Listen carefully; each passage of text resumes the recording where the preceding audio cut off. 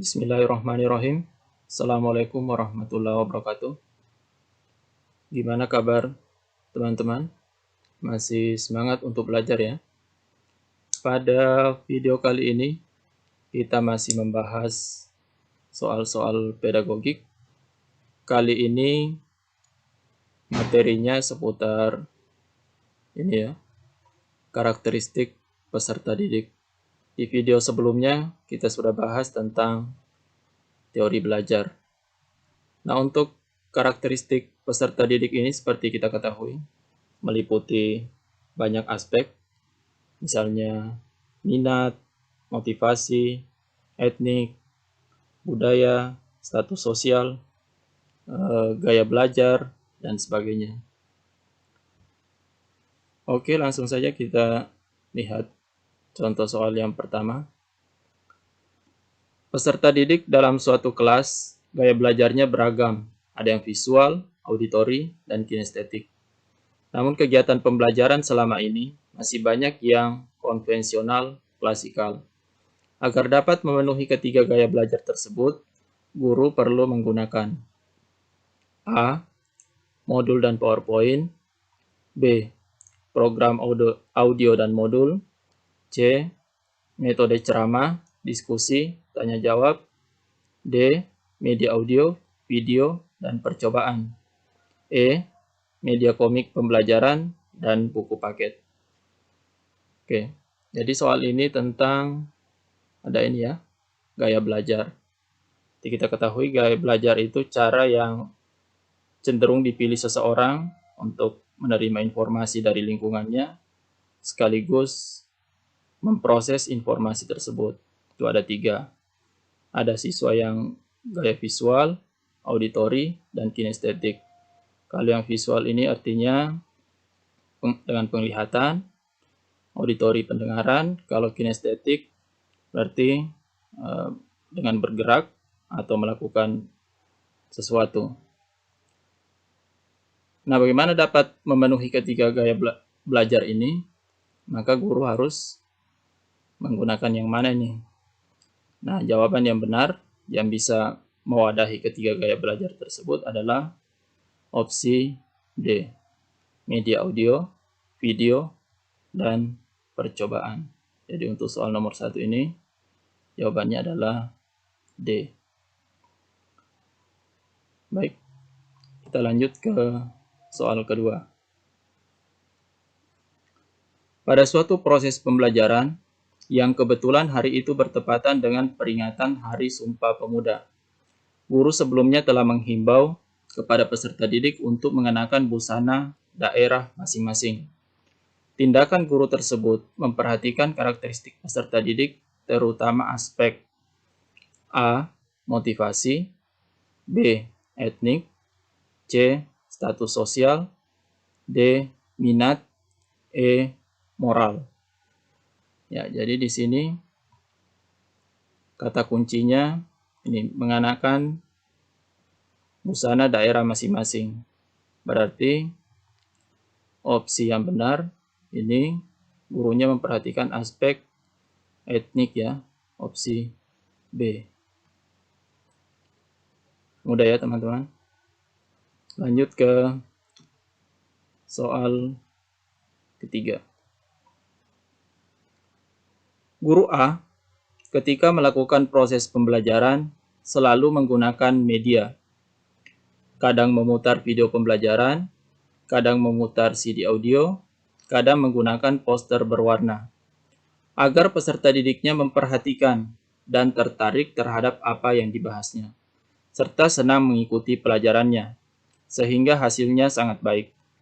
Pembelajaran dilakukan demikian karena pertimbangan titik. A. Etnik peserta didik. B. Gender peserta didik. C. Minat peserta didik. D. Kultural peserta didik. E. Gaya belajar peserta didik. Jadi kita lihat di sini, guru dalam melakukan proses pembelajaran menggunakan berbagai media ya, kadang video, kadang CD audio, atau poster. Nah, kata kuncinya ini, agar peserta didik memperhatikan dan tertarik. Jadi ketertarikan. Kalau ketertarikan berarti aspek minat. Jadi yang benar adalah opsi C. Minat peserta didik. Soal berikutnya. Pak Adit, seorang guru SMP X, ketika melakukan proses pembelajaran menghadapi peserta didik yang berasal dari berbagai latar belakang kondisi keluarga. Ada keluarga mampu, ada yang miskin, ada yang orang tuanya menjadi pejabat, ada yang sebagai buruh, dan pegawai swasta. Namun Pak Adit memberikan perhatian dan pelayanan yang sama kepada peserta didiknya. Hal ini sebenarnya Pak Adit memperhatikan karakteristik peserta didik terutama titik A. Minat, B. Etnik, C. Kultural, D. Motivasi, E. Status sosial. Jadi kalau kita lihat di sini, ada latar belakang kondisi keluarga yang cukup beragam, maka opsi yang tepat adalah opsi E, status sosial.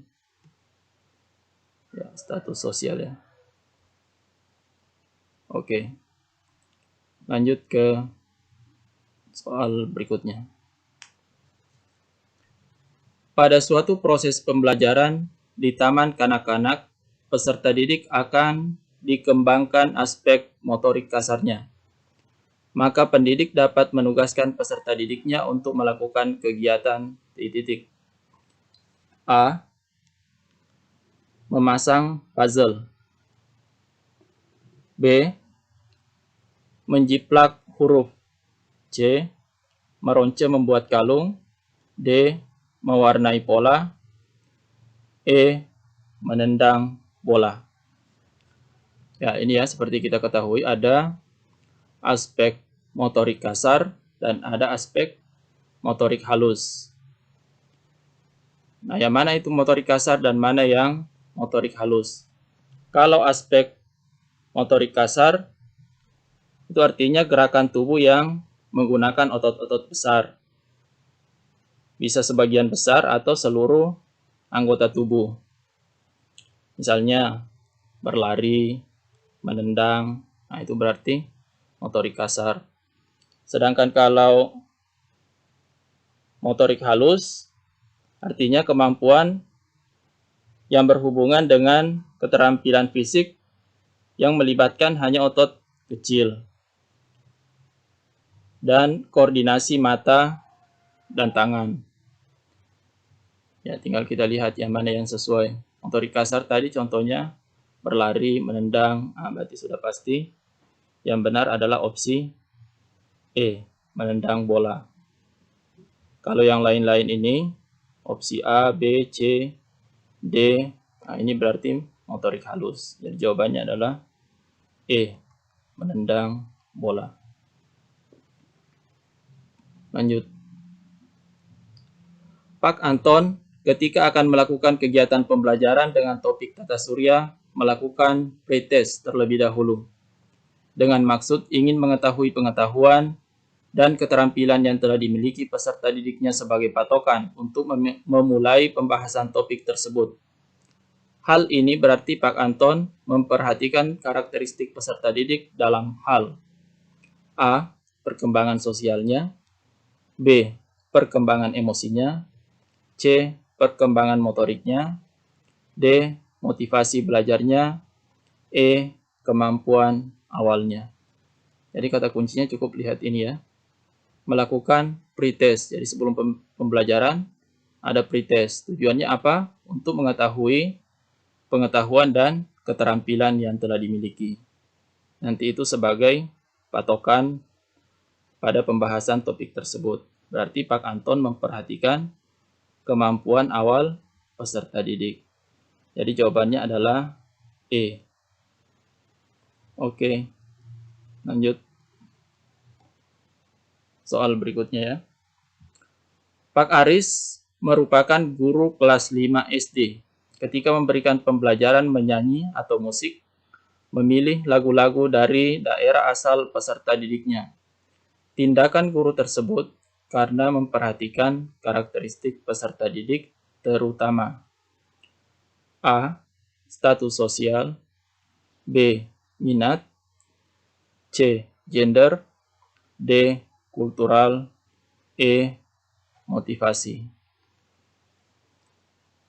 Yang mana yang benar? Ya, yang benar adalah opsi D. Kultural atau budaya ya. Yang benar adalah opsi D. Kultural. Baik, ternyata itu tadi soal terakhir untuk pembahasan kita kali ini. Terima kasih atas perhatian teman-teman semua. Mudah-mudahan bisa mendapat manfaat dari video ini. Sampai berjumpa di video berikutnya. Wassalamualaikum warahmatullahi wabarakatuh.